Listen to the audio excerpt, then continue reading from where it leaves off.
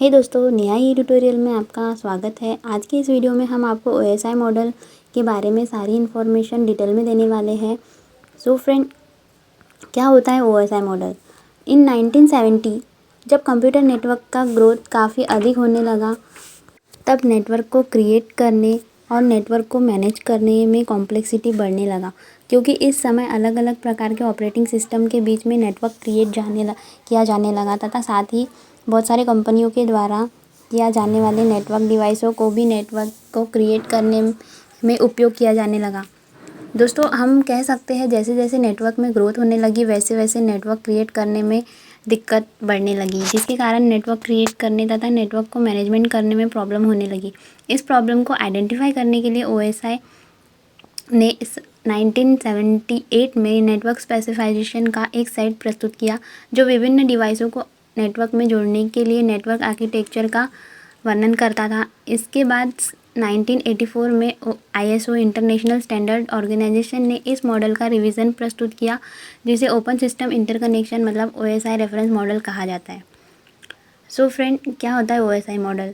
OSI मतलब open system interconnection. OSI reference model data communication का एक स्टैंडर्ड मॉडल है, जिसके द्वारा नेटवर्क में डाटा ट्रांसमिशन के समय कंप्यूटर के हार्डवेयर और सॉफ्टवेयर में होने वाली चेंजेस और फंक्शन को 7 लेयर में डिफाइन किया गया है। सेकेंड वर्ड में बोले तो जब नेटवर्क में कंप्यूटर के मध्य डेटा ट्रांसमिशन होता है, तो डेटा ट्रांसमिशन के प्रोसेस में कंप्यूटर द्वारा कई प्रकार के फंक्शंस परफॉर्म किए जाते हैं, जिसे ओएसआई ने 7 लेयर में डिफाइन किया है। और ओएसआई रेफरेंस मॉडल 7 लेयर का एक फ्रेमवर्क है जिसके द्वारा नेटवर्क में कंप्यूटर और डिवाइसों के बीच डाटा ट्रांसमिशन के समय होने वाले फंक्शन को 7 लेयर में डिफाइन किया गया है।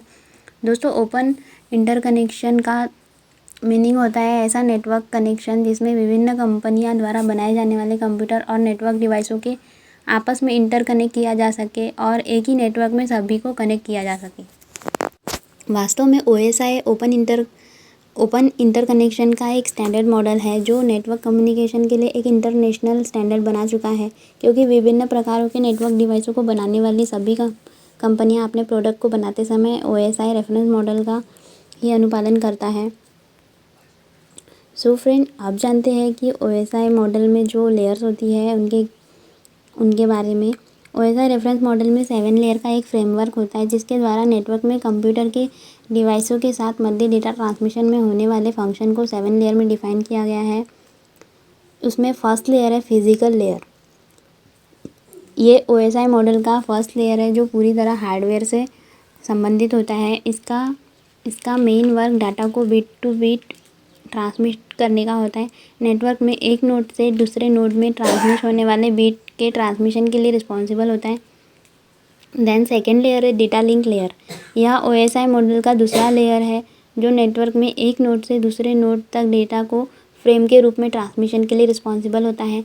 यह layer node to node delivery के लिए जिम्मेदार होता है। देन थर्ड लेयर है नेटवर्क लेयर। यह ओएसआई मॉडल का तीसरा लेयर है, जो सोर्स से डेस्टिनेशन तक डेटा पैकेट को ट्रांसमिट करने के लिए यूज़ किया जाता है। नेटवर्क लेयर का सेकेंड वर्क डाटा पैकेट को एड्रेसिंग तथा उसके लिए बेस्ट पाथ का निर्धारण करता है।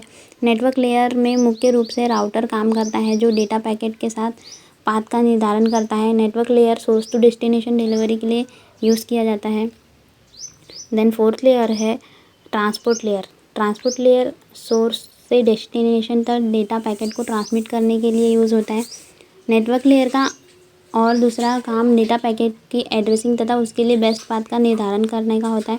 नेटवर्क लेयर में मुख्य रूप से राउटर काम करता है, जो डेटा पैकेट के साथ पाथ का निर्धारण करता है। Network layer source to destination delivery के लिए रिस्पॉन्सिबल होता है।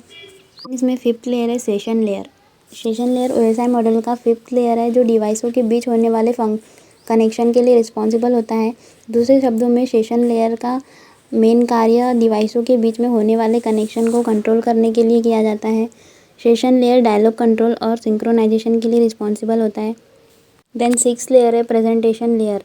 प्रेजेंटेशन लेयर में data conversion, data compression, data encryption, description के लिए यूज़ होता है।